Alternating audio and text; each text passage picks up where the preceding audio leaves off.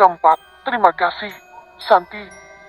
Malam kian larut, mataku sudah berat dan mengantuk. Namun masih ada pekerjaan yang menungguku.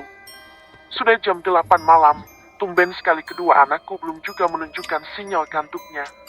Aku gak bisa beraksi kalau mereka masih terjaga. Nak, kok belum tidur?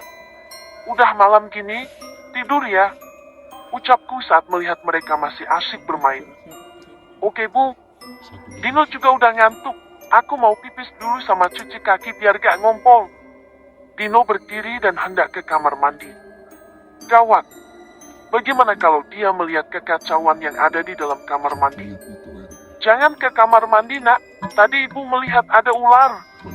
Ibu mencoba menangkapnya namun lolos. Ibu takut ular itu masih berada di dalam kamar mandi. Ucapku mencoba melarang Dino. Tapi Dino kebelet pipis, Bu. Nanti Dino ngompol di celana. Ucapnya sambil memegangi area selangkangannya. Ayo ibu antar pipis di belakang saja. Kak Mel juga sekalian ibu temanin. Nanti ibu ambil airnya di kamar mandi. Ajakku kepada anak-anak. Katanya ada ular, Bu. Ibu jangan masuk ke kamar mandi. Nanti ibu dipatok ular. Ucap Melinda. Gak apa-apa, Nak. Ibu bisa melawan. Kalau kalian kan masih kecil jadi nggak bisa melawan ular itu. Alibiku. Tanpa banyak bertanya lagi, mereka mengikutiku ke belakang rumah. Aku masuk ke kamar mandi dan mengambil seember air untuk cebok dan juga mencuci kaki mereka. Sudah. Sekarang tidur ya, Nak. Ibu juga sudah ngantuk, besok harus jualan lagi. Ucapku sambil pura-pura menguap. Sengaja aku mengantar sampai ke kamar mereka, memastikan saja kalau mereka benar-benar tidur. Hanya dalam waktu 10 menit, Dino sudah tampak terlelap. Namun tidak dengan Melinda, ia masih saja terjaga. Entah apa yang sedang dipikirannya. Kenapa, Kak? Mikirin apa? Tanyaku sambil memeluknya. Bu, tadi siapa yang datang? Melinda dengar seperti suara mamanya Andi. Terus dengar suara berisik, ibu berantem sama mamanya Andi. Tanganku yang sedang membelai rambutnya pun terhenti. Bagaimana kalau dia tahu? Dia sudah besar dan pasti mengerti apa yang terjadi. Gak sayang, tadi mamanya Andi cuma antar uang sayur yang dia ambil tadi pagi. Kebetulan dia belum bayar, jadi tadi dia nganterin uangnya ke ibu. Ucapku mencoba memberi alasan. Tapi kok Mel dengar suara berteriak gitu, Bu? Suaranya marah-marah. Kayak orang berantem gitu. Ucapnya sambil menoleh ke arahku. Gak ada, Nak. Kamu salah dengar kali, mending sekarang tidur ya. Ibu juga sudah ngantuk banget. Iya deh, Bu. Ucapnya pasrah. Sepertinya dia kurang percaya dengan jawabanku. Selamat istirahat, Nak. Aku menyelimuti tubuh anakku, mencium kening mereka dan berlalu dari kamar itu. Ada rasa bersalah dalam diriku, tetapi semua sudah terlanjur. Apa boleh buat? Aku menganggap ini insiden, terserahlah. Dosanya belakangan. Setelah memastikan Melinda benar-benar tidur, bergegas aku menuju ke kamar mandi untuk menyelesaikan pekerjaanku yang tertunda. Tubuh yang sudah tak bernyawa itu sengaja kututup dengan plastik berwarna hitam. Namun darah masih terus saja mengalir dari lehernya yang kukorok. Pisau ini, senjata makan tuan. Dia yang bawa senjata malah dia yang terluka, bahkan tewas. Ucapku sambil memandangi pisau yang berada di tanganku. Ku goreskan pisau ke tubuh Santi, pakaian yang dikenakannya terbelah dua. Beruntung ada golok di rumah, jadi memudahkan pekerjaanku. Kupotong kedua tangannya dari lengan, kemudian beralih ke kedua kakinya. Badannya yang gempal membuatku cukup kewalahan. Setelah tangan dan kaki terpisah dari tubuhnya, aku mengulitinya sampai semua dagingnya bersih. Saat aku membalik tubuhnya, aku cukup terkejut melihat mata yang melotot serta lidah yang menjulur keluar. Dasar! Sudah mati saja masih menyeramkan? Umpatku geram. Ku ambil golok dan langsung memotong lehernya sampai benar-benar putus. Ku singkirkan kepala itu ke kantong plastik, aku akan membakarnya besok, bersama dengan bagian tubuh lainnya yang tidak aku butuhkan. Ku potong dagingnya sesuai ukuran rendang biasanya. Cukup lama aku mengerjakannya. Aku ragu daging si Santi akan seenak daging Rangga. Ini alot sekali. Mungkin karena sudah tua kali ya. Monologku, namun tanganku tidak berhenti mencincang jasad Santi. 2 jam berlalu, akhirnya selesai juga. Ini 3 kali lipat banyaknya dari daging Rangga. Bisa-bisa busuk kalau tidak langsung kumasak. Karena tidak punya kulkas, terpaksa harus kumasak semua. Aku memblender bumbu sebanyak mungkin, agar bisa menyamarkan bau amis daging saat kumasak. Trit, trit. Suara blender yang menggiling bumbu lumayan berisik, takut anak-anak terganggu dan bangun.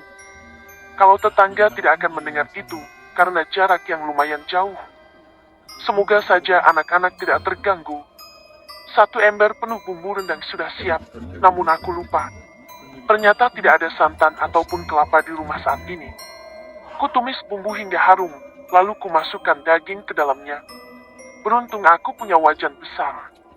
Dapat menang arisan dulu waktu masih kerja jadi tukang cuci. Lebih baik kuungkep dulu, kan udah tua. Pasti dagingnya alot, besok tinggal tambahkan santan aja. Gumamku. Kali ini tulangnya tak kubuang, kurebus dalam dandang besar. Akan kujadikan sop, lumayan kan untuk tambahan. Tak mungkin aku menunggu sampai besok untuk menghilangkan jejak, tapi bagaimana caranya? Ya mungkin juga aku bakar sampah malam-malam begini. Ucapku sambil melihat plastik yang berisi sisa sampah si Santi yang gak aku butuhkan. Gak ada cara lain, selain menunggu sampai besok. Lagian aku butuh bensin untuk melenyapkan ini semua. Kuikat plastik itu dan kuletakkan di dekat tumpukan kayu bakar. Memastikan di dalam kamar mandi sudah tidak ada jejaknya lagi. Setelah semua dirasa aman, baru aku bisa tenang. Sudah jam 12 malam, lebih baik aku istirahat dulu. Besok subuh aku akan menyelesaikan semuanya.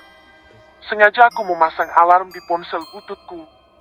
Kring, kring. Rasanya baru beberapa jam aku terlelap, namun aku sudah harus bangun untuk melanjutkan pekerjaan. Jam 5,3 pagi, aku mencuci wajah terlebih dulu. Anak-anak masih tidur. Gegas aku keluar mencari apa yang kuperlukan.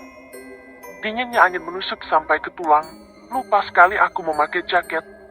Daripada kembali, mending lanjut aja. Beli kelapa 10 buah ya, diparut. Ucapku. Aku cukup jauh mencari warung sembako yang sudah buka. Di dekat rumahku belum ada yang buka. Ini bu, ada lagi? Tanya si ibu menyerahkan kelapa yang sudah diparut. Sama bensin 5 liter bu. Motornya di mana bu? Ibu sepertinya bukan orang sini ya, baru lihat. Ujar si ibu. Iya bu, motor saya mogok di sana. Saya tinggal di gang sebelah. Jawabku berbohong. Motor apaan? Naik motor aja aku gak bisa. Ini bu, totalnya 120 ribu. Terima kasih bu, ini uangnya. Aku menyerahkan uang 150 ribu. Ini kembaliannya. Bu hati-hati di jalan. Terima kasih bu. Aku langsung menuju ke rumah. Banyak pekerjaan yang belum selesai. Sampai di rumah, anak-anak belum juga bangun. Aku menyeret kantong plastik menjauh dari rumah, menyiramkan bensin dan langsung menyulutnya dengan korek api. Seketika kobaran api melahap plastik beserta isinya. Cukup lama aku membakar sampah itu, mungkin karena kondisinya basah. Berkali-kali menambahkan bensin saat apinya mati, akhirnya habis jadi abu tanpa sisa. Namun tugasku belum selesai, aku mengangkat tumpukan sampah dan memindahkannya ke area pembakaranku barusan untuk menghilangkan jejak api. Pagi-pagi sudah olahraga berat.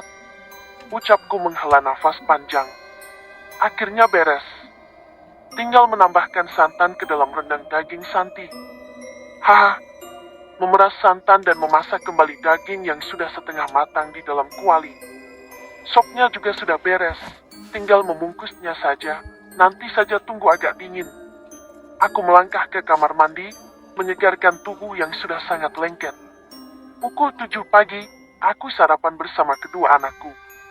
Sarapan dengan sisa dagangan kemarin, rasanya aku tak rela memberi mereka memakan daging Santi yang kikir itu, takut terkena penyakit. Nanti di rumah saja ya, ibu jualan seperti biasa. Kalian doakan dagangan ibu laris, nanti ibu beliin mainan. Ucapku di sela sarapan. Iya bu, kami paham. Hari ini aku membawa lumayan banyak, berharap laku keras dan habis. Kalau masih tak ada pembeli, lebih baik ku buang saja. Bahkan sudah mati pun gak berguna kalau begitu. Daging alot Santi. Sayur masak, sayur masak. Teriakku mencoba menjajakan daganganku. Mas, sayur masaknya baru mateng, masih anget. Gak bu, gak enak. Tolaknya sambil berlalu. Sia-sia perjuanganku begadang sampai larut malam. Tahu gitu mending ku bakar saja mayat Santi. Mas, sayur masaknya. Ucapku memanggil kembali orang-orang yang lalu lalang. Gak enak. Mahal pula. Mending beli nasi uduk. Celetuknya tanpa menoleh. Coba dulu mas. Gimana?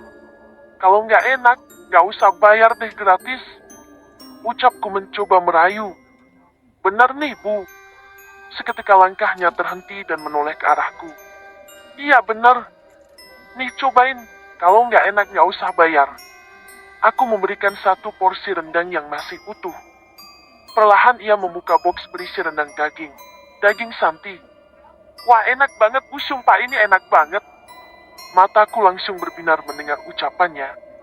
Beneran enak bro. Coba sini. Ucap seseorang yang kebetulan lewat. Wah ya. Ini enak banget. Beli 2 ya bu.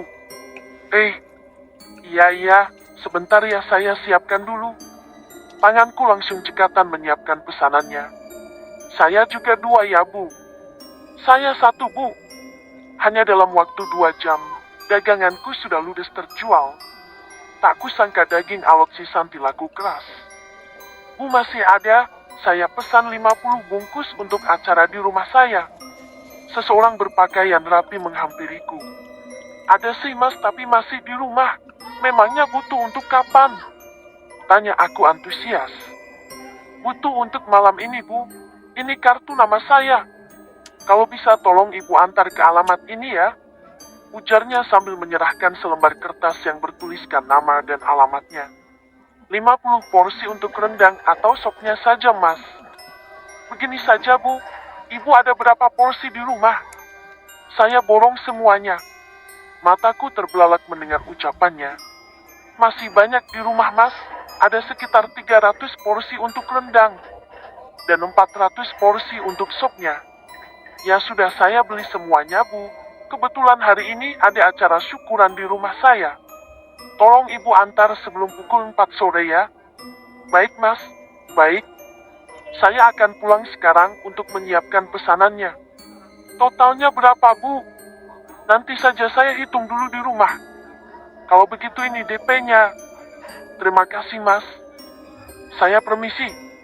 Mataku hampir melompat dari tempatnya melihat uang yang saat ini aku genggam. Seumur-umur baru kali ini aku melihat uang sebanyak ini. Tanpa membuang waktu, aku segera pulang ke rumah untuk menyiapkan pesanannya. Tak lupa aku mampir ke minimarket untuk membeli box dan juga plastik untuk membungkus. Ibu sudah pulang, kok cepat banget bu? Tanya Melinda. Ibu dapat pesanan nak, ya sudah ibu mau bungkus pesanannya dulu. Karena waktu yang semakin mepet, aku juga mengerjakannya sendiri. Maka dari itu, aku harus ekstra bekerja keras. Tanpa istirahat, makan dan minum, akhirnya tepat pukul 3 sore pekerjaanku selesai. Beres juga, tinggal mengantar saja. Tapi bagaimana aku mengantarnya ya? Dasar bodoh. Kenapa tidak terpikir dari tadi? Oh iya, di depan sana sepertinya ada mobil pickup yang mangkal. Bisalah aku sewa. Ucapku. Tugas aku menemui pemilik pickup yang biasa mencari sewa. Permisi pak, kalau saya sewa mobilnya untuk mengantar pesanan ke alamat ini berapa ya? Tanyaku sambil memberikan kartu nama yang tertera alamatnya. 500.000, mbak. Mahal banget pak, gak bisa kurang. Cuma ngantar pesanan sekali saja kok. Mbaknya minta berapa? 300 gimana pak? Waduh jangan mbak. 350 dah kalau mau. Berdebat pun tak ada gunanya. Aku butuh jasanya dan waktu juga sudah mepet. Ya sudah, Pak. Aku pun membawanya ke rumah untuk mengangkat pesanan yang sudah kubungkus dengan rapi. Ini saja, Bu. Tanya Pak sopir memastikan semua sudah dinaikkan ke atas pickup. Iya, Pak. Sebentar saya tutup pintu. Mel, Ibu pergi dulu antar pesanan.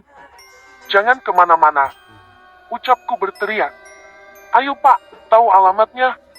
Tanyaku saat sudah duduk di sebelahnya. Taulah, Bu. Ini kan Pak Eli mandor di pabrik kayu itu. Hari ini dia tunangan, makanya pesan banyak makanan. Beruntung ibu yang dapat orderannya. Oh ya, mungkin rezeki saya, Pak. 15 menit perjalanan, si bapak berhenti di depan sebuah rumah mewah. Ini rumahnya, Bu. Ucapnya menyadarkan kekagumanku melihat rumah bak istana. Cari siapa, Bu? Tanya satpam yang berjaga di depan pagar. Ini, saya mau nganterin pesanan catering, Pak. Tanpa basa-basi, aku langsung menyerahkan kartu nama pemilik rumah. Sebentar ya, saya konfirmasi dulu. Ucapnya sambil menelpon seseorang. Aku menunggu sekitar 5 menit, sampai akhirnya Pak Satpam menyuruhku masuk. 3 orang wanita yang mungkin PRT di rumah ini membantuku menurunkan semua makanan dari pickup dan membawanya masuk. Sisa pembayarannya ada berapa lagi, Bu? Ucap Pak Satpam menemuiku. Total 11.400.000. DP 3 juta, sisanya 8.400.000, Pak. Aku menyerahkan nota yang sudah kupersiapkan. Ini, Bu. Ia menyerahkan uang cash. Tanganku bergetar menerima lembaran kertas berwarna merah itu. Sudah terpikir olehku barang apa yang pertama ku beli dengan uang ini, TV baru untuk anak-anakku. Hasil menjual daging Santi yang kikir, orang yang tak punya hati membiarkan anakku mengintip demi bisa menonton TV. Dengan dagingnya pula aku bisa membeli TV untuk anakku. Terima kasih, Santi. Sepertinya aku harus mengucapkan terima kasih padamu kelak, di akhirat atau di neraka. Bersambung.